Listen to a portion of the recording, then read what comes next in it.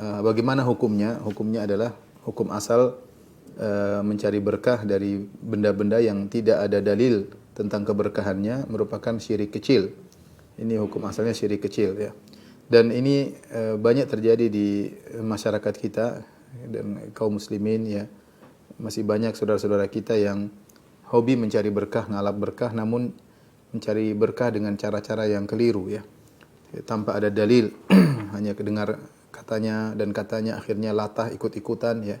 Ada di antara mereka sampai mencari berkah dari seekor kebo misalnya ya, bahkan dari kotoran kebo ya, mereka cari keberkahan. Ada di antara mereka misalnya mencari keberkahan dengan mengusap-ngusap tangan mereka di kuburan-kuburan tertentu. Ada di antara mereka yang bahkan sampai mengambil pasir dari kuburan tertentu ya, dengan anggapan bahwasanya itu adalah sumber keberkahan ya. Sampai ada juga di suatu daerah disebut dengan batu Quran atau apa, kalau mereka mengatakan siapa yang bisa muter 7 kali maka doanya akan dikabulkan lah.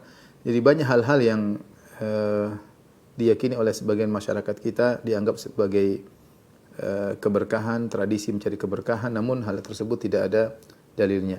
Oleh karenanya kalau kita mau mencari keberkahan harus ada dalilnya. Siapa yang mencari keberkahan yang tidak ada dalilnya maka dia terjerumus dalam syirik kecil. Baik, ada beberapa yang ingin sampaikan. Yang pertama, ikhwan dan akhwat yang dirahmati Subhanahu wa taala, yang dimaksud dengan tabarruk yaitu mencari keberkahan, dan keberkahan dari al-barakah. Al-barakah kembali kepada secara bahasa artinya adalah al-khair al-katsir ats-tsabit, yaitu kebaikan yang banyak yang menetap ya. Dikatakan barakal ba'ir yaitu onta menderam, yaitu dia sudah menderam, artinya dia menetap, makanya disebut dengan al-buruk ya. Demikian juga birkah adalah kumpulan air yang banyak disebut dengan birkah. Sehingga para ulama mengatakan namanya berkah yaitu kembali kepada makna kebaikan yang banyak dan menetap ya. Ada beberapa hal lagi yang perlu kita sampaikan mengenai masalah keberkahan. Yang pertama, keberkahan seluruhnya di tangan Allah Subhanahu wa taala ya. Dialah wahibul barakah, dialah yang berhak menentukan ini berkah atau itu berkah. Yang menentukan berkah atau tidak hanyalah Allah Subhanahu wa taala. Dan Allah sendiri disifati dengan tabarak. Dalam banyak ayat Allah berfirman tabarakalladzi biyadihil mulku.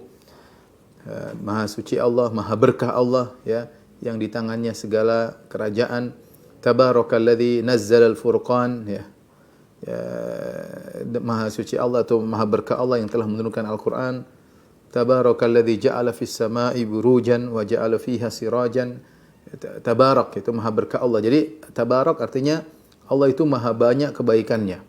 Makanya Allah disifati dengan tabarak. Dan Allah berfirman, biyadikal khair, di tanganmu ya Allah segala kebaikan.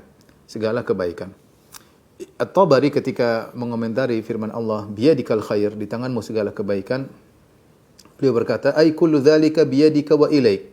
Bahwasanya secara seluruh keberkahan di tanganmu ya Allah dan kembali kepadamu. La yaqdiru ala dzalika ahad. Tidak seorang pun yang mampu yang menentukan kebaikan. Li'annaka ala kulli syai'in qadir, karena engkau maha kuasa atas segala sesuatu. Duna sa'iri khalqik. Adapun seluruh makhlukmu tidak demikian. Ya. Jadi yang menentukan keberkahan hanyalah Allah Subhanahu wa taala. Baik. Di antara juga firman Allah Subhanahu wa taala misalnya, qila ya nuh bitu bisalamin minna wa barakatin alaik. Kata Allah Subhanahu wa taala, dikatakan kepada Nuh, wahai Nuh, turunlah engkau dengan selamat sejahtera dan penuh keberkahan dari kami atasmu ya.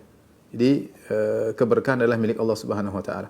Setelah kita mengetahui keberkahan adalah milik Allah, dia yang menentukan ini berkah atau tidak, maka kita tahu Allah memilih sebagian makhluknya untuk dijadikan berkah.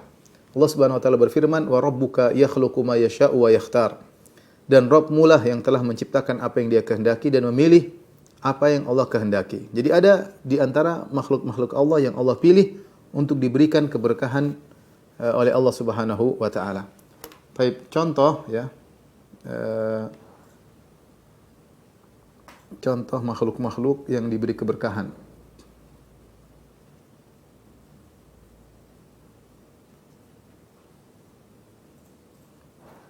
Contoh misalnya berupa para nabi diberi keberkahan. Allah Subhanahu wa taala berfirman, "Wa basyarnahu bi Ishaqa nabiyyan minas salihin." Dan kami beri kabar gembira kepada Ibrahim dengan putranya Ishak yang akan menjadi seorang nabi dari kalangan orang-orang saleh. Wa barakna alaihi wa ala Ishak. Dan kami berkahi Ibrahim dan kami berkahi Ishak. Kata Allah Subhanahu wa taala, "Wa barakna alaihi wa ala Ishak." Jadi di sini kata Allah Subhanahu wa taala, kami memberi berkah kepada alaihi, maksudnya kepada Nabi Ibrahim alaihissalam, wa ala Ishak, kepada anaknya. Jadi Allah Subhanahu wa taala menjadikan para nabi berkah. Contoh lagi, ini adalah Nabi Ibrahim alaihissalam dan Nabi Ishak alaihissalam. Contohnya lagi, Allah Subhanahu wa taala menjadikan Nabi Isa alaihissalam dalam Al-Qur'an. Kata Allah, Nabi Isa berkata, "Wa ja'alani mubarakan aina ma kuntu." Ya, wa ja'alani mubarakan aina ma kuntu. Kata Nabi Isa, Allah menjadikan aku berkah dimanapun aku berada. Ya. Menunjukkan bahwasanya para anbiya mereka dijadikan berkah oleh Allah Subhanahu wa taala. Nabi Muhammad sallallahu alaihi wasallam tubuhnya penuh dengan keberkahan. Jadi para nabi dijadikan berkah oleh Allah Subhanahu wa taala, dan keberkahan para nabi adalah keberkahan secara zat, ya.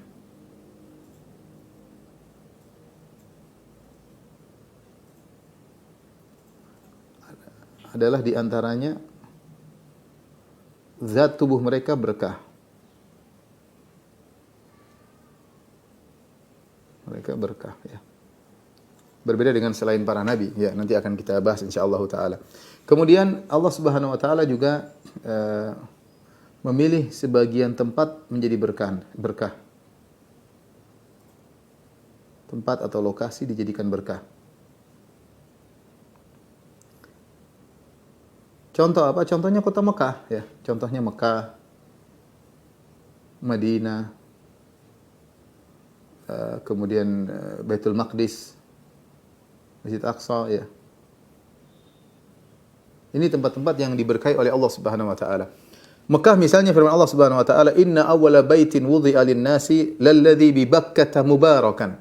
Sungguhnya rumah yang mula-mula dibangun untuk tempat beribadat manusia ialah Baitullah di Bakkah, yaitu di Mekah, mubarakan, yang penuh berkah. Jadi Allah Subhanahu wa taala menyatakan kota Mekah sebagai kota yang berkah. Demikian juga kota Madinah, ya. Nabi sallallahu alaihi wasallam telah mengatakan al-Madinatu haramun, ya. Madinah adalah tanah haram, ya, tanah yang terhormat.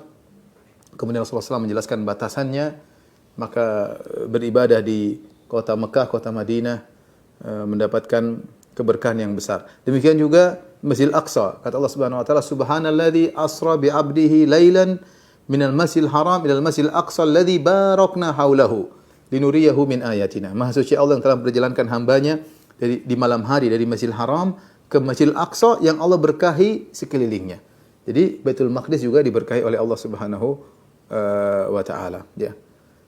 Kemudian contoh, Allah juga memilih sebagian tempat menjadi tempat berkah, sebagian waktu dijadikan berkah. Contoh misalnya bulan Ramadan. Kata Nabi sallallahu alaihi wasallam, "Atakum Ramadan syahrun mubarak." Telah datang kepada kalian bulan Ramadan, kemudian bulan tersebut adalah bulan penuh dengan keberkahan. Buktinya apa? Buktinya banyak kebaikan, amal soleh mudah diterima, dilipat gandakan pahala oleh Allah Subhanahu wa taala. Kemudian juga lebih spesifik lagi Lailatul Qadar. Kata Allah Subhanahu wa taala, "Inna anzalnahu fi lailatin mubarakatin inna kunna mundzirin." Sungguhnya kami telah menurunkan Al-Qur'an di suatu malam yang penuh berkah, lailatin mubarakatin. Malam tersebut Lailatul Qadar.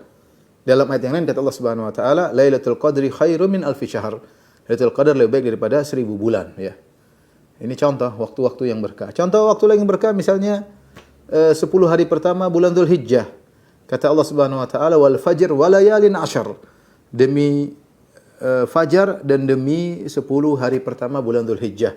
Yang kata Nabi sallallahu alaihi wasallam, "Ma min ayyamin al-amalu salihu fihinna ahabbu ila Allah min hadhil ayyam." Tidak ada hari-hari di mana amal soleh sangat dicintai oleh Allah seperti hari-hari ini, yaitu 10 hari awal bulan Dzulhijjah. Contoh lagi, setiap hari ini Lailatul Qadar, 10 hari awal bulan Dzulhijjah.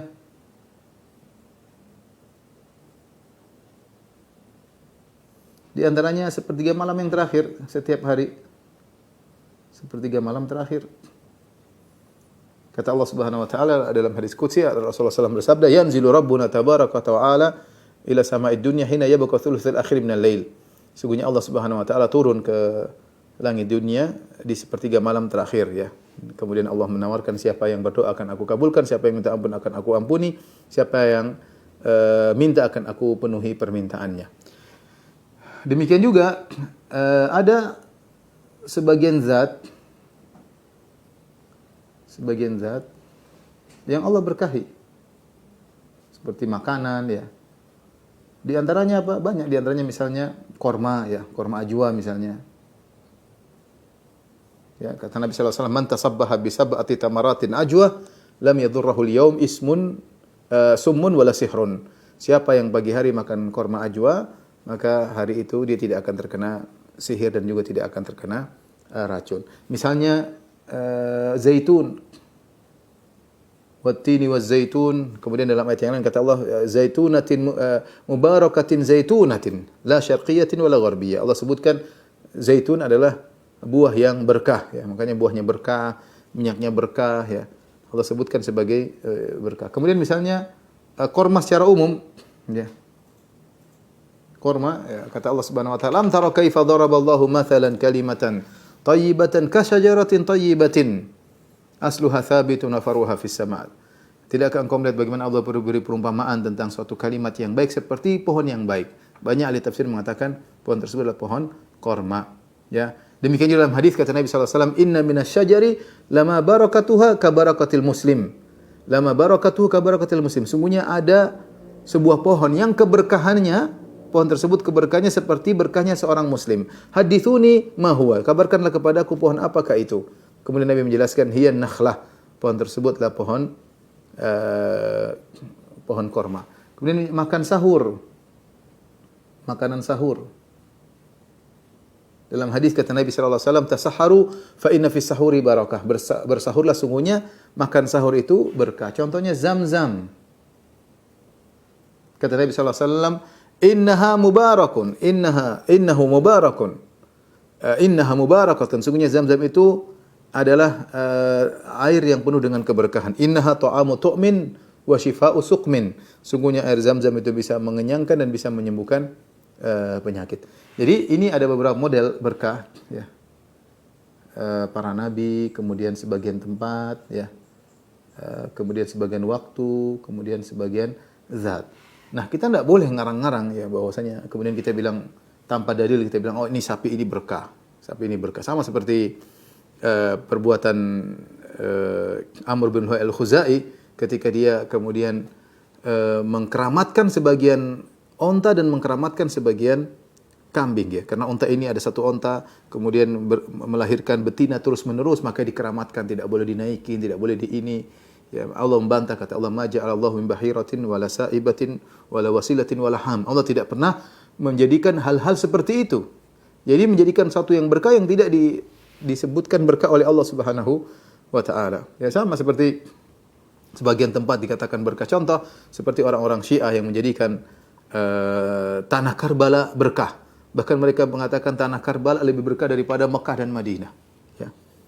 Sehingga mereka berlomba-lomba pergi ke Karbala. Bahkan mereka mengatakan siapa yang berhaji siapa yang menziarahi kuburan Husain radhiyallahu taala anhu sama seperti berhaji 20 kali atau berumrah 20 kali, ya, karena menurut mereka tanah Karbala lebih berkah daripada Mekah dan Madinah. Ini contoh ngawur, ya. Sama seperti sebagian orang mengatakan ini kuburan berkah. Berkah dari mana, ya? Makanya kuburan berkah, kemudian diambil pasirnya, ada yang dimakan pasirnya. Ini semua dari mana seperti ini? Atau nisannya diusap-usap, ini berkah. Dari mana seperti ini? Sebagian orang bahkan menganggap kuburan lebih berkah daripada masjid. Mereka lebih semangat untuk beribadah di kuburan, sholat di kuburan, baca Quran di kuburan, zikir di kuburan, lebih merasa mendapatkan pahala daripada tempat yang paling dicintai oleh Allah, di masjid, ya. Ya. Ahabbul buqa ila Allah masajiduha. tempat yang paling dicintai oleh Allah Subhanahu wa taala adalah masjid, rumah-rumah Allah, tempat yang penuh berkah. Ini malah pergi ke tempat yang tidak ada dalilnya dianggap berkah, ya. Jadi enggak boleh kita mengatakan ini tempat berkah, waktu berkah, ini kemudian menjadikan hari-hari tertentu sebagai hari yang berkah, padahal tidak ada dalil yang menunjukkan hari tersebut hari yang berkah. Enggak boleh. Tidak boleh kita menentukan waktu tertentu sebagai waktu yang berkah sementara tidak ada dalilnya. Ya, jadi ini semua menjelaskan kepada kita bahwasanya keberkahan yang menentukan adalah Allah Subhanahu wa taala. Kemudian keberkahan ini terbagi menjadi dua juga, ya. Bisa kita klasifikasikan keberkahan dua model. Bisa keberkahan zat,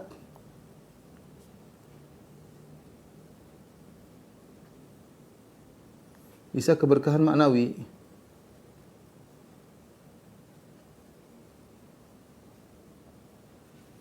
Demikian juga keberkahan juga dua model.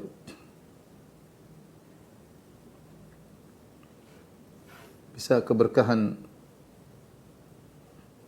duniawi, bisa keberkahan ukhrawi.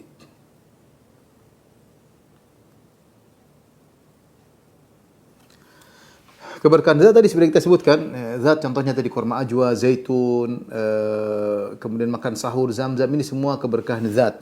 Contoh lagi jasad para nabi, ya.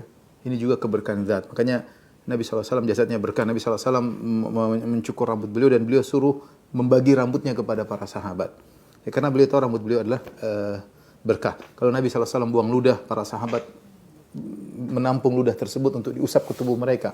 Karena mereka tahu ludah Nabi, dahak Nabi semuanya adalah keringat Nabi adalah berkah. Makanya ada sebagian sahabat yang minta baju dari Nabi. Karena Nabi sudah pakai, bajunya sudah terkena keringat Nabi, dia ingin pakai baju tersebut agar dijadikan kafan dia. Karena memang tubuh Nabi berkah, ya. Tubuh Nabi berkah, ya. Air liur Nabi berkah, ya. Dan ini khusus kepada Nabi sallallahu alaihi wasallam. Adapun kalau seperti Mekah, Madinah, Baitul Maqdis, Mekah, Madinah, Baitul Maqdis, maka ini keberkahannya bukan keberkahan zat tapi keberkahan maknawi. Artinya apa? Orang kalau ingin cari berkah di kota Mekah, di kota Madinah, bukan cuma ngambil pasir di sana, ngambil batu di sana, tidak, karena keberkahan Mekah dan Madinah bukan pada zatnya. Bahkan Ka'bah berkahnya bukan pada zatnya, tapi bagaimana Anda beramal di tanah suci tersebut. Lihatlah bagaimana Umar bin Khattab radhiyallahu taala anhu ketika mencium Hajar Aswad. Kemudian dia berkata, "Ya Hajar, ini a'lamu annaka hajar la tanfa wa la tadur." Wahai Hajar Aswad, kamu hanya sekedar batu. Dalam Sahih Bukhari dan Sahih Muslim. Kata Umar bin Khattab mengangkat suaranya, dia mengatakan, "Wahai Hajar Aswad, kamu hanya sekedar batu, tidak bisa beri manfaat, tidak bisa beri mudarat. Laula anni ra'aitu Rasulullah sallallahu alaihi wasallam yuqabbiluka ma qabbaltuka." Kalau aku tidak lihat Nabi cium kamu, saya tidak bakalan cium kamu. Itu Hajar Aswad, batu yang paling mulia di alam semesta ini, ya, di bumi ini.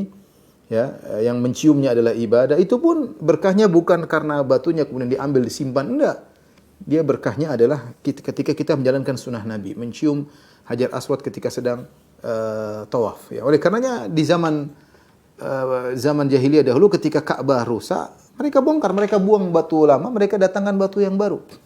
Mereka datangkan batu yang baru, ya. Jadi Mekah dan Madinah keberkahannya bukan dengan mengambil pasirnya. Bukan mengambil batunya bawa pulang, ya. Enggak, tapi beribadah di tempat tersebut. Makanya Nabi SAW mengatakan, "As-salatu fi masjidi hadza bi alfi khairun min alfi salatin fi ma siwahu illa al-masjidil haram." Salat di Masjid Nabawi ini lebih baik daripada 1000 kali salat di masjid yang lain, kecuali Masjidil Haram. Masjidil Haram salat 1000 kali lipat. Di Masjid Aqsa 500 kali lipat, dan beribadah secara umum di tanah suci ibadahnya berlipat ganda pahalanya, sebagaimana dosa dilakukan di tanah suci juga dosanya sangat besar. Makanya Allah berfirman, "Wa man yurid fihi bi ilhadin bi dzulmin nudzikhu min adzabin alim." Siapa yang ingin melakukan perbuatan zalim di Mekah, maka kami akan buat dia merasakan azab yang pedih. Makanya dikatakan bahwasanya al-ardul muqaddasatu la tuqaddisu sukkanaha. Tanah yang suci tidak otomatis menjadikan penghuninya menjadi suci. Tidak. Di kota Madinah dulu ada tinggal orang munafik, ada Yahudi juga tinggal di Madinah. Tapi apakah mereka menjadi suci dengan tinggal di kota Madinah? Jawabannya tidak. Mereka tinggal di tanah haram. Ya, mereka tinggal di tanah haram, tapi tidak menjadikan mereka orang munafik tersebut, orang Yahudi tersebut tidak jadi suci. Tapi kalau Anda ingin suci di kota Madinah dengan beramal soleh di kota tersebut. Ya karena keberkahan kota Mekah dan kota Madinah adalah keberkahan maknawi. Sama bulan Ramadan. Bulan Ramadan keberkahannya apa? Maknawi. Ya, bagaimana kita bisa mendapat berkah di bulan Ramadan dengan beribadah di bulan Ramadan? Justru kalau Anda tidak beribadah di bulan Ramadan, bermaksiat di bulan Ramadan lebih parah daripada bermaksiat di bulan-bulan yang lain. Maka bukan berarti orang setiap masuk di bulan Ramadan otomatis tubuhnya jadi berkah, enggak. Tapi dia dapat keberkahan kalau dia beramal soleh di bulan tersebut. Ini namanya keberkahan maknawi. Sama seperti para ulama. Para ulama keberkahannya apa? Keberkahannya adalah keberkahan maknawi, ya. Dengan cara apa? Dengan cara kita mengikuti majelisnya, kita mendengar wejangannya, kita duduk di majelisnya, ya, karena majelis para ulama penuh dengan keberkahan. Bukan kita usap-usap badan kita ke ulama tersebut, kemudian kita ambil air liurnya. Enggak, yang itu cuma khusus buat Nabi sallallahu alaihi wasallam. Nabi saja yang seperti itu. Oleh karenanya para sahabat tidak ada yang menganggap sahabat yang lain liur mereka berkah, keringat mereka berkah. Tidak ada para sahabat datang ke Abu Bakar Siddiq radhiyallahu anhu yang dijamin masuk surga oleh Nabi sallallahu alaihi wasallam, kemudian mereka mengusap-usap tubuh mereka di Abu Bakar, kemudian mereka minta rambut Abu Bakar, mereka minta bekas minum Abu Bakar. Enggak, beda dengan Nabi. Nabi sallallahu alaihi wasallam, kalau Nabi memang Nabi sengaja bagi rambutnya. Nabi meludah, sengaja para sahabat mengambil ludah Nabi. Dan Nabi biarkan, Nabi bekas wudu Nabi diperebutkan oleh mereka. Ya. Tapi sahabat tidak. Sahabat tidak, karena secara sahabat keberkahan bukan pada zatnya tapi pada maknawinya, yaitu mereka adalah orang-orang yang berjasa bagi Islam. Demikian juga para ulama keberkahannya adalah dengan secara maknawi, di mana kita mendapatkan keberkahan dengan majelis mereka, duduk dengan mereka, mendengar petuah-petuah mereka, maka inilah keberkahan orang-orang saleh. Sama, bahkan seorang muslim secara umum dia berkah. Rasulullah SAW mengatakan, "Inna minasyajari lama barakatuhu ka barakatil muslim." Sungguhnya di antara pohon ada pohonnya berkah seperti berkahnya seorang muslim. Kita semua muslim ini berkah. Nabi yang bilang, "Inna minasyajari lama barakatuhu ka barakatil muslim." Sungguhnya ada pohon yang keberkahannya seperti keberkahan seorang muslim. Pohon apa tersebut? Pohon korma. Nabi menyebutkan orang muslim berkah.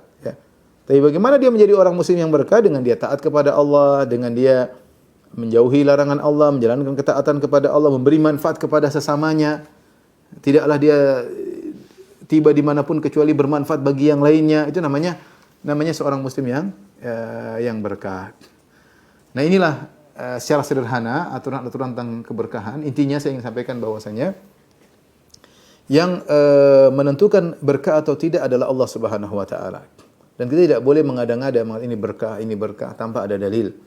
Ya, karena kalau kita seenaknya menjadikan suatu berkah tanpa dalil, maka tadi kita bisa terjerumus dalam syirik kecil. Sampai di Madinah, betapa sering saya lihat di Masjid Nabawi orang-orang kemudian mengambil sorbannya kemudian ngusap-ngusap di pintu Masjid Nabawi. Ini tidak benar. Mencari keberkahan di Masjid Nabawi bukan begitu caranya, ya. Saya sering sampaikan kepada jamaah, tidak perlu usap-usap sorban antum di pintu Masjid Nabawi. Tidak perlu usap-usapkan sajadah antum di pintu-pintu Masjid Nabawi. Sudah ada petugas yang membersihkan pintu tersebut. Tidak usah diusap-usap. Seperti orang yang ngarang-ngarang pergi ke kuburan sampai membanggakan, mereka ambil tasbih, mereka inapkan di kuburan wali fulan. Kemudian mereka bilang, ini siapa yang mau menginapkan, dia mau pergi ke ziarah ke kuburan ini, siapa yang mau nitip tasbihnya biar saya inapkan semalam di kuburan wali fulan. Ini khurafat, dari mana seperti ini? Dia bilang kalau sudah diinapkan di kuburan wali fulan menjadi tasbihnya menjadi berkah. Ini dari mana? Kita jangan ngarang-ngarang ini berkah dari mana? Enggak ada dalilnya. Ya, enggak ada dalilnya. Kalau memang kuburan-kuburan itu berkah, Rasulullah SAW dari dulu sudah suruh orang pergi ke kuburan Baqi. Di sana banyak sahabat yang meninggal dunia. Untuk datang sana cari berkah, untuk ibadah di kuburan Baqi atau ibadah di kuburan syuhada Uhud. Namun tidak pernah dicontohkan oleh Nabi dan tidak pernah dicontohkan oleh para sahabat. Tidak ada. Lebih utama daripada orang kiai-kiai atau yang dianggap wali di tanah air kita. Mana lebih utama? Mereka ataukah para sahabat yang berjuang di medan pertempuran, yang mati syahid dalam perang Badar, dalam perang Uhud, ya, dan para sahabat yang ada di Baqi? Tidak ada. Dan kemudian tidak ada, Rasulullah pernah mengajarkan bahwasanya kuburan-kuburan tersebut berkah maka orang segera datang ke sana. Rasulullah ajarkan ke Masjid Nabawi. Ke Masjid Nabawi, bukan ke Sibuk ke kuburan, kemudian ambil pasirnya, kemudian zikir di situ, sholat di situ. Ini siapa yang bilang itu berkah? Enggak ada dalilnya. Ya, kita jangan sembarang mengatakan ini berkah tanpa ada dalil. Karena menyatakan suatu ini berkah tanpa dalilnya, ya ini namanya syirik kecil. Menyatakan suatu yang bukan sebab dianggap sebagai sebab. Akhirnya orang liar dalam hal ini. Dia sampai akhirnya sapi lihat kebo Kiai Slamet dianggap berkah. Ya. Kebo Kiai Slamet dianggap apa? Dianggap berkah. Ya. Ya, ini sama seperti kita lihat sebagian orang-orang di India sana yang beragama selain Islam, bagaimana mereka cari berkah di monyet, cari berkah di sapi, cari berkah di ini dari mana seperti ini? Kita agama Islam ya, jangan meniru-niru mereka. Tapi di sini dalam bab ini Syekh Muhammad bin Abdul Wahhab rahimahullahu taala membawakan dua dalil. Dalil yang pertama dalam surat An-Najm ayat 19 sampai 23. Allah Subhanahu wa taala berfirman, "Afara'aitumul Lata wal Uzza wa Manata tsalitsatal ukhra, alakumudz dzakaru wa lahul untha, tilka idzan qismatun dhiza." Maka apakah patut kalian wahai orang-orang musyrik menganggap Lata dan Uzza dan Manat itu berhala yang ketiga? Apakah patut untuk kalian menjadikan anak laki-laki untuk kalian dan untuk Allah anak perempuan? Tilka idzan qismatun dhiza, ini adalah pembagian yang tidak adil. In hiya illa asma'un sammaitumuha antum wa aba'ukum. Ini hanya sekedar nama-nama yang kalian namakan, kalian dan nenek moyang kalian. Ma anzalallahu biha min sultan. Allah tidak pernah menurunkan dalilnya. Iyattabi'una illa dhanna wa ma tahwal anfus. Mereka tidak mengikuti kecuali hanya persangkaan dan apa yang diperintahkan oleh hawa nafsu mereka. Walaqad ja'ahum mir rabbihimul huda. Padahal telah datang kepada mereka dari Rabb mereka petunjuk. Ayat ini Allah menyebut tentang orang musyrikin, mereka mencari berkah dari berhala-berhala mereka. Afara'aitumul Lata wal Uzza wa Manata tsalitsatal ukhra. Ini tiga berhala. Pertama Lata adalah seorang yang saleh, kana yatasawiqul hujjaj fa akafu ala qabri, kata Mujahid. Lata ini adalah seorang yang saleh dahulu yang suka bagi-bagi makanan gratis kepada jamaah haji. Tatkala dia meninggal, orang-orang mulai cari berkah dengan nongkrong di kuburannya. Fa akafu ala qabri, sebagaimana perkataan Mujahid. Fa akafu ala qabrihi. Mereka pun nongkrong beriktikaf di kuburan Lata dalam rangka mencari berkah. Kemudian Al-Uzza adalah, kalau Lata kuburan, kalau Al-Uzza adalah pohon. Pohon yang terdiri 3 pohon yang dikeramatkan, ada penjaganya, ada sadanahnya, yang akhirnya nanti ditebang oleh Khalid bin Walid. Ketika Khalid bin Walid menebang pohon tersebut, kata Nabi SAW, kau belum melakukan apa-apa. Khalid bin Walid radhiyallahu anhu kembali, ternyata ada jin berbentuk wanita, kemudian terurai rambutnya sambil menumpahkan pasir di rambutnya. Akhirnya Khalid menghantam jin tersebut. Itulah Uzza. Jadi selama ini orang pergi ke pohon-pohon tersebut, kayak ada suara membalik, kayak ada suara, ada timbal balik, ya kayak rupanya ada jin di dalam pohon-pohon tersebut. Itulah Uzza yang disembah oleh orang-orang jahiliyah dahulu dan mereka mencari keberkahan. Al-Manat disebutkan ada satu berhala Al-Manat yang mereka cari keberkahan, mereka sering menyembelih di berhala tersebut ya untuk mencari keberkahan. Allah mengatakan, alakumudz dzakaru wa lahul untha, tilka idzan qismatun dhiza. Jadi mereka menamakan berhala-berhala ini dengan nama-nama wanita ya. Menamakan mereka putri-putri Allah. Maka Allah menegur, kalian tidak suka punya anak perempuan. Kalau kalian punya anak perempuan, kalian bunuh. Sementara kalian mengatakan Allah punya anak perempuan. Kalian ini bagaimana ya? Kalian sendiri tidak suka dengan anak perempuan, tapi kalian mengatakan Allah punya putri-putri. Malaikat-malaikat kalian namakan putri, berhala-berhala kalian namakan putri-putri Allah Subhanahu wa taala. Dan itu hanyalah nama-nama yang kalian buat, dianggap sebagai Tuhan padahal tidak ada dalilnya sama sekali. Sisi pendalilan dari ayat ini sebenarnya terkait dengan masalah syirik akbar. Syirik akbar ya. Tetapi tentunya orang-orang musyrikin dahulu mereka melakukan banyak ibadah di berhala-berhala tersebut. Ya, di antaranya mereka menyembah berhala-berhala tersebut. Di antaranya mereka mencari keberkahan dari berhala-berhala tersebut. Ada yang berhala berupa kuburan, ada yang berhala berupa pohon-pohon, ada berhala yang berupa batu, berhala berupa batu seperti Manat. Jadi Lata berhala berupa kuburan, Al-Uzza berhala berupa pohon, tiga buah pohon, Al-Manat berupa berhala yang dibentuk patung. Ya, ini semua bisa dijadikan tempat cari keberkahan oleh orang-orang musyrikin zaman dahulu. Maka janganlah kita seperti mereka Meskipun itu syirik besar, ini syirik kecil, tapi ini adalah meniru perbuatan mereka. Maka tidak boleh seorang kemudian mencari keberkahan dari benda-benda yang tidak ada dalilnya. Ya, di zaman kita kalau ada yang dilihat angker, cari berkah, kasih sajen, cari berkah di situ. Ada batu besar, kasih sajen. Ada apa saja, pohon besar, disarungin, kasih sajen. Ini bukan ajaran Islam ya. Ini sama seperti Uzza seperti dulu pohon dikeramatkan kemudian diibadahi, dicari berkah di situ. Kemudian dalil berikutnya yang dibawakan oleh Syekh Muhammad Abdul Wahhab rahimahullahu taala adalah hadis dari Abu Waqid Al-Laitsi radhiyallahu taala anhu.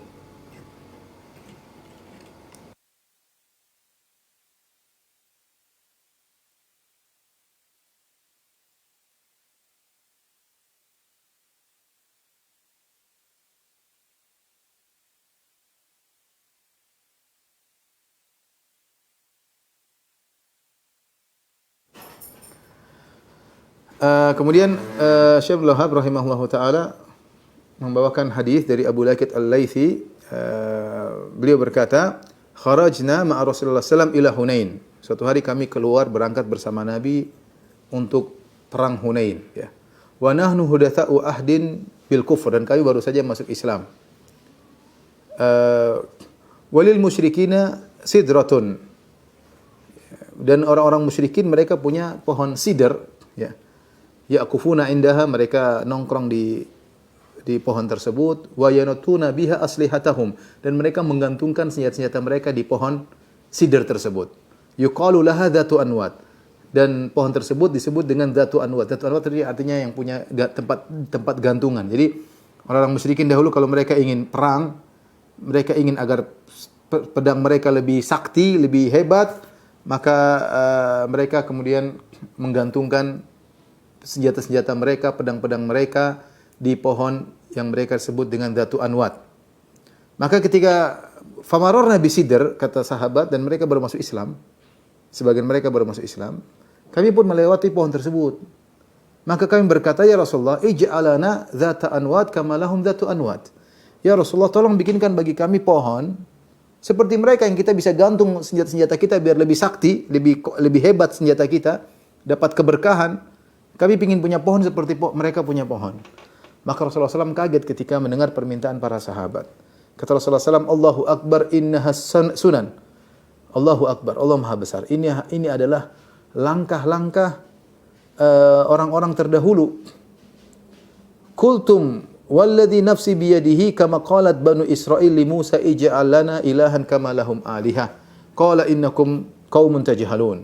Perkataan kali ini persis seperti perkataan Bani Israel kepada Nabi Musa ketika mereka melewati ada orang-orang menyembah berhala, ala asnamil lahum qalu ya Musa ij'al lana ilahan kama lahum alihah. Mereka mengatakan, wahai Musa, kami ingin punya sesembahan sebagaimana mereka punya sembahan. Kata Nabi Musa, qala innakum qaumun tajhalun. Sungguh kalian adalah orang-orang yang jahil, orang yang bodoh. Kemudian kata Nabi sallallahu alaihi wasallam, la tarkabunna sanana man kana qablakum. Sungguh kalian benar-benar akan mengikuti langkah-langkah sunnah-sunnah, tradisi-tradisi umat-umat terdahulu. Jadi ceritanya sederhana. Jadi para sahabat mereka, sebagian mereka baru masuk Islam. Jadi tauhid belum masuk ke dalam hati mereka secara detail. Nah, ketika mereka hendak berperang, mereka melihat ada orang-orang musyrikin punya pohon. Pohon tersebut digantungkanlah senjata-senjata mereka supaya senjata mereka lebih berkah karena digantung di pohon-pohon tersebut. Nah, mereka punya ide, ya Rasulullah, bagaimana kalau kita punya pohon seperti mereka? Kita bisa gantungin senjata-senjata kita biar lebih hebat, lebih sakti gampangannya seperti mereka. Rasulullah kaget. Permintaan ini permintaan syirik, sama seperti meminta dijadikan Tuhan selain Allah Subhanahu wa taala. Kata Nabi, "Qultum kama qalat Banu Israil." Perkataan kalian itu persis seperti perkataan Bani Israel kepada Musa, "Ij'al lana ilahan kama lahum aliha." Wahai Musa, buatkanlah bagi kami sesembahan sebagaimana mereka punya sesembahan. Subhanallah. Nabi menganggap membuat pohon seperti itu adalah sesembahan selain Allah Subhanahu wa taala. Ya. Jadi, namun Rasulullah SAW memberi udzur kepada mereka, kepada para sahabat, karena mereka baru saja masuk Islam, sehingga mereka tidak mengerti, padahal meminta untuk dijadikan suatu tempat lokasi untuk mencari keberkahan yang itu tidak ada dalilnya, itu sama saja menjadikan pohon tersebut adalah sesembahan selain Allah Subhanahu wa taala, ya. Oleh karenanya Rasulullah melarang hal tersebut.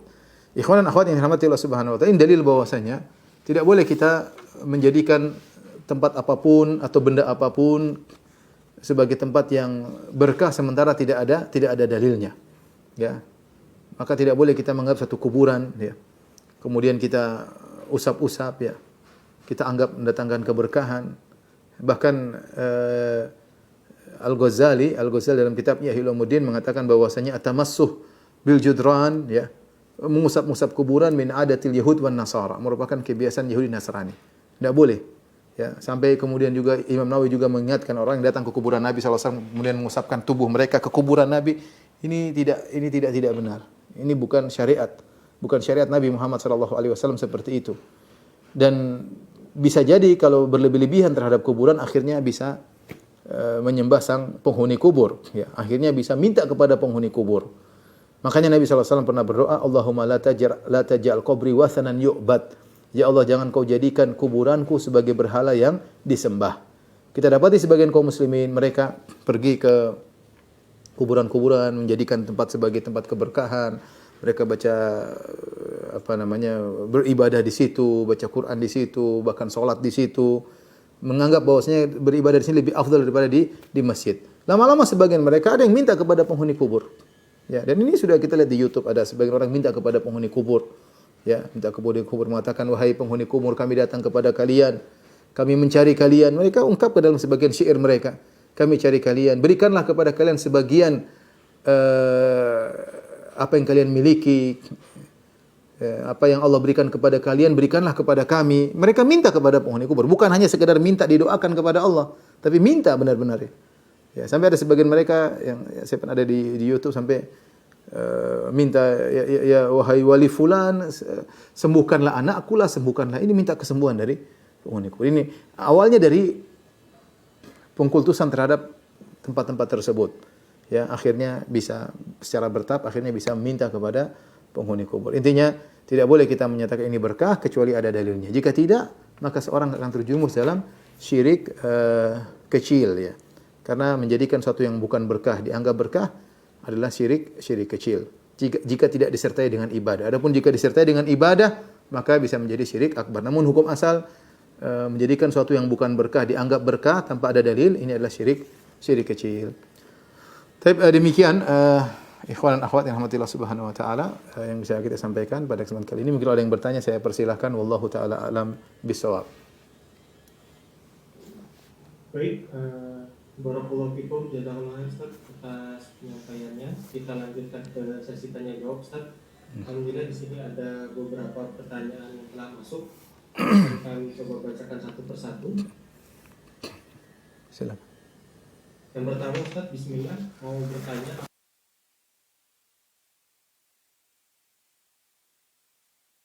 Sepertiga malam terakhir termasuk dalam waktu yang memiliki keberkahan. Ulang tolong, apakah dari awal? Apakah waktu subuh termasuk ke dalam waktu yang memiliki keberkahan?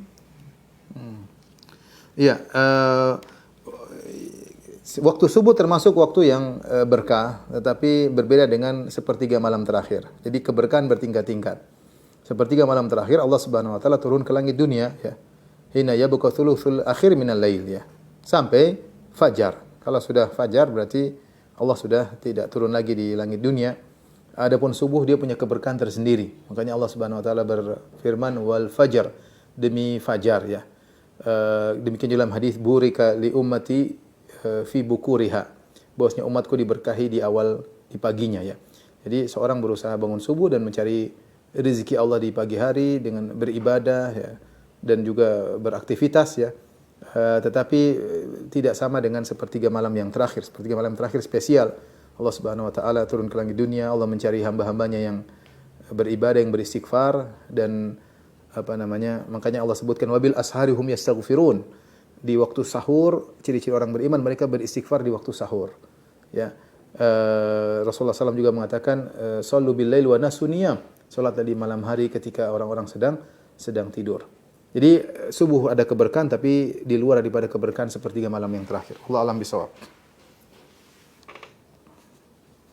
Jazakallah Ustaz atas jawabannya. Kita lanjut kepada penanya langsung. Di sini ada yang raise hand kepada Bapak Abdullah Azam.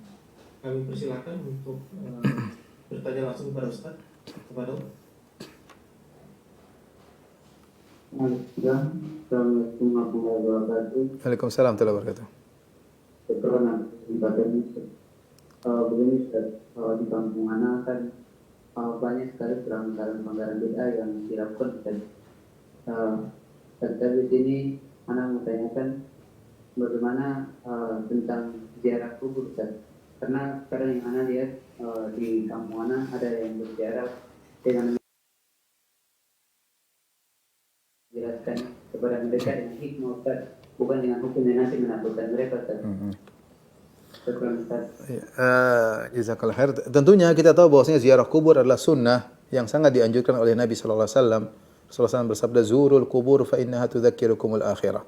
Ziarahilah kuburan karena dengan menziarah kuburan akan mengingatkan kalian pada hari akhirat. Dan ziarah kuburan itu bermanfaat bagi orang yang diziarahi dan bermanfaat bagi orang yang menziarahi. Manfaat bagi orang diziarahi dengan kita mendoakannya. Kita berdoa, Assalamualaikum ahla diyar minal muslimin wal mu'minin wa insyaallah bikum lalahiqun nas'alullaha lana wa lakumul afiyah. Kami mohon kepada Allah keselamatan bagi kami dan untuk kalian. Jadi mereka sudah tidak bisa lagi beribadah, mereka sudah tidak bisa lagi berdoa. Maka dengan menziarahi kuburan kita beri manfaat kepada mereka dengan mendoakan mereka. Dengan mendoakan mereka. Manfaat yang balik kepada kita, di antaranya kita dapat pahala, di antaranya kita ingat hari kematian. Karena terus terang memang kehidupan dunia ini membuat kita lalai, kesibukan dunia yang memicu kehidupan kita membuat terkadang kita lalai bahwasanya di sana ada hari kemudian, hari akhirat ya. Maka dengan sesekali kita ke kuburan, kita ingat bahwasanya kita akan suatu saat akan menjadi orang seperti ini. Di bawah ini betapa banyak orang-orang dulunya hebat yang punya rumah mewah, yang punya perusahaan besar, yang punya anak buah mungkin ribuan, tapi mereka semua sekarang tahtal ard, semuanya di bawah tanah, sudah tidak bisa apa-apa lagi. Makanya kita mengatakan dalam doa kita, wa inna insyaallahu bikum lalahikun. Kami niscaya insyaallah akan nyusul kalian. Sehingga kita mendapatkan manfaat penziarah maupun yang diziarahi. Yang keluar daripada sunnah ini maka terjerumus dalam ziarah bid'ah atau ziarah syirik.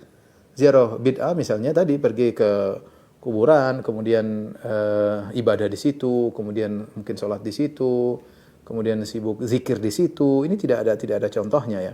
Saya katakan tadi kalau ini memang ada contohnya tentu kuburan di Baqi dahulu para sahabat, para tabi'in semua tiap hari ke situ karena di situ kuburan orang-orang soleh atau kuburan syuhada Uhud, orang-orang akan datang ke situ ibadah di situ. Ternyata enggak ya. Dan Nabi tidak pernah menganjurkan sedikit pun tidak pernah. Tidak pernah. Dan Nabi SAW pun tidak pernah bicara tentang kuburan-kuburan para nabi. Oh di sana ada kuburan Nabi Adam, sini kuburan Nabi Hud, ini kuburan, tidak pernah sama sekali. Tidak pernah. Nabi bahkan mengatakan laknat Allah kepada orang menjadikan kuburan sebagai masjid. Rasulullah sampai begitu. Ini sekarang orang sibuk cari kuburan Nabi Hud lah, cari kuburan Nabi siapalah, cari wali inilah, aja sibuk. Ini yang bid'ah, ziarah yang bid'ah. Yang lebih parah sampai pada ziarah yang syirkiyah, yang syirik yaitu minta kepada penghuni kubur, minta kesembuhan lah, minta dimudahkan urusan lah. Mbah kami begini, mudahkan urusan kami, wahai wali fulan, wali sunan fulan, kami begini-begini, sembuhkanlah anak kami. Dan itu bukan omong kosong, ini terjadi ya. Di YouTube ada ya, saya pernah tampilkan ya. Bagaimana seorang datang di negeri Arab ya, ada yang datang dengan bahasa Arab, dia mengatakan ya Sayyidil Badawi, wahai Sayyidil Badawi, ya Syekhul Arab, wahai syekhnya orang-orang Arab, isfi waladi, sembuhkanlah putraku. Dia berdoa, dia minta sambil nangis sambil benar-benar pasrah. Subhanallah. Dan itu mungkin terjadi ya, minta kepada penghuni kubur. Dan sebagian syair ada saya lihat seperti itu, syair-syair yang dibacakan ketika sedang ke kuburan, bahwasanya kami datang kepada kalian, berilah atuna min atayakum, dari pemberian, berikanlah kepada kami pemberian apa yang Allah berikan kepada kalian, berikanlah kepada, minta langsung, minta kepada penghuni kubur. Ini tentunya tidak boleh. Ya mungkin kita nasihati dengan cara yang baik, jelaskan ziarah yang syar'i seperti apa, buat mereka berpikir logis bahwasanya orang sudah meninggal tuh butuh untuk kita doakan, bukan kita ganggu dia untuk doain kita ya. Makanya dia meninggal kita mandikan, dia meninggal kita solatkan. Kalau dia bisa solat, dia solat sendiri, ngapain kita solatin? Maka kita doakan. Apa isi solat mayit isinya apa? Isinya doa tok. Makanya tidak ada ruku, tidak ada sujud. Semuanya sholat. Pertama, takbir pertama Al-Fatihah. Takbir kedua, salawat kepada Nabi. Takbir ketiga doa. Takbir keempat doa. Ya. Kalau dia bisa doa sendiri, ngapain kita doain dia? Ya. Kemudian ini kita malah minta doa sama dia. Kita ajak agak mereka berpikir dengan logis ya. Ya, hidayah di tangan Allah Subhanahu wa taala ya. Bisa nasihati secara pelan-pelan. Wallahu alam bisawab. Jazakallahu Ustaz atas jawabannya. Pertanyaan berikutnya masih melalui pertanyaan melalui chat. Apakah, Bismillah Ustaz izin bertanya, apakah ketika seseorang mendapatkan sebuah batu atau semacamnya, kemudian disuruh disimpan atau dipakai terhadap batu tersebut sebagai pelindung, namun kita tetap memohon kepada Allah, apakah hal ini termasuk syirik Ustaz? Itu jimat berarti, menjadikan batu tersebut jimat, menggantungkan suatu, menyimpan suatu untuk menolak bala, mendatangkan keberkahan, itu jimat, itu syirik. Kalau enggak dia tabarruk, syirik. Apakah dijadikan jimat atau mencari berkah dari batu tersebut? Dia bilang batu yang paling top di alam semesta ini adalah Hajar Aswad. Hajar Aswad. Tetapi apa kata Umar bin Khattab? Ya Hajar, inni a'lamu annaka Hajar. Wahai Hajar Aswad, saya tahu kamu hanya sekedar batu. La tanfa' wa la tadur. Kau tidak bisa beri manfaat, tidak bisa beri mudarat. Laula anni ra'aitu Rasulullah sallallahu alaihi wasallam yuqabbiluka ma qabbaltuka. Kalau saya tidak Nabi cium kamu, saya tidak bakalan cium kamu. Hajar Aswad itu yang kita cium dapat pahala. Itu tidak, bukan berarti kalau kita pegang ada setrum. Kita pernah cium Hajar Aswad, kemudian bukan berarti kalau cium kemudian keluar, enggak ada. Kita cium karena sunnah Nabi sallallahu alaihi wasallam. Ya, dia berkahnya dari sisi kita beribadah. Cara beribadah di antaranya dengan mencium Hajar Aswad karena Nabi pernah mencium Hajar Aswad tersebut. Ya.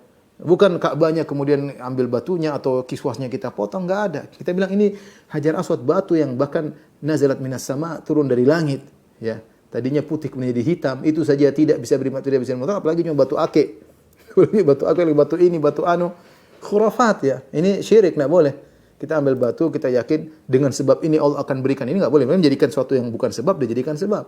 Mana dalilnya bahwasanya batu yang kamu pegang sebab akan diturunkannya keberkahan atau ditolaknya bala? Enggak ada dalilnya. Hajar Aswad saja tidak begitu, apalagi cuma batu yang kamu ambil dikali. Allah alam bisawab. Ustaz, jazakallah. Baik. Selanjutnya kepada penanya langsung kepada Saleh Faris, kami persilahkan untuk bertanya kepada Ustaz Farid. Bismillah, Assalamualaikum warahmatullahi wabarakatuh. Waalaikumsalam warahmatullahi wabarakatuh. Izin bertanya misal. Enggak. Misalkan Anda mau melakukan sholat sepertiga malam ya Ustaz. Iya. Sedangkan sunnahnya itu kan harus tidur dulu ya Ustaz. Nggih. Nah, kondisi anak pada waktu itu tidak bisa tidur Ustaz. Akhirnya saya bangun untuk sholat tengah malam. Itu sunnahnya bagaimana? Apakah Rasulullah pernah melakukan sholat tidak memakai tidur dulu apa bagaimana Ustaz? Tolong diberi penjelasan. Syukran jazakallahu Ustaz. Sunnahnya adalah seorang tidur terlebih dahulu. Wa minal laili fatahajjad bihi. Dan di tengah malam maka kalian tahajudlah. Dan sunnah Nabi Rasulullah SAW tidur dulu. Dalam banyak hadis Rasulullah SAW tidur, Rasulullah SAW bangun. Ini yang terbaik. Tetapi jika seorang tidak tidur karena ada keperluan atau karena kesibukan, maka tidak salat malam tanpa tidur juga boleh. Rasulullah SAW pernah melakukannya. Contoh ketika perang Badar. Ketika perang Badar, Ali bin Abi Thalib cerita, kami semua tidur. Kecuali Rasulullah SAW salat malam sampai subuh. Rasulullah SAW tidak tidur dan dia salat malam sampai subuh. Kemudian juga misalnya Rasulullah SAW dalam hadis Rasulullah SAW pernah salat tarawih bersama para sahabat. Rasulullah salat dari awal malam sampai menjelang fajar. Rasulullah SAW tidak tidur. Jadi ini dalil. Ketika Rasulullah bulan Ramadan, Rasulullah SAW sempat salat bersama para sahabat tanpa tidur dulu. Dan Rasulullah SAW mulai salat dari awal malam. Dan pernah Rasulullah salat sampai lewat tengah malam, bahkan sampai menjelang fajar. Pernah. Tapi yang terbaik adalah seorang tidur dulu, tapi bukan syarat. Kalau dia bisa tidur dulu, dia bangun dengan segar, sehingga salatnya lebih semangat. Karena orang kalau sudah istirahat dulu, kemudian dia bangun, dia salat lebih semangat. Karena Rasulullah SAW ingin seorang salat dengan semangat. Liyusalli ahadakum nasyatahu. Kama qala Nabi SAW, hendaknya seorang salat dengan semangat. Nah, bagaimana dia bisa salat dengan semangat? Dia istirahat dulu. Tapi kalau seandainya dia tidak bisa tidur, karena ada urusan, atau karena dia sudah tidur kebanyakan tadi siang, tadi sore, atau dia khawatir dia sholat di awal malam, di tengah malam, atau sepertiga malam, boleh-boleh saja. Tidak harus tidur dulu, tidak harus. Wallahu a'lam bishawab.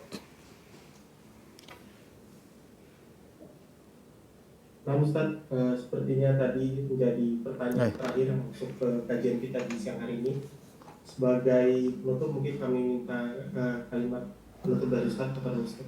Demikian para ikhwan dan akhwat yang rahmati Allah Subhanahu wa taala, kita hidup cuma sekali, jangan spekulasi hal-hal yang menjerumus menyerempet kepada kesyirikan, kita jauhi sejauh-jauhnya. Alhamdulillah ibadah banyak. Jangan spekulasi. Kalau ada yang bilang ini itu ternyata kita khawatir ini merupakan bentuk dari kesyirikan atau dari kebid'ahan, mending kita tinggalkan. Kita beribadah dengan ibadah yang jelas sampai kita bertemu dengan Allah Subhanahu wa taala. Demikian wabillahi taufik. Assalamualaikum warahmatullahi wabarakatuh.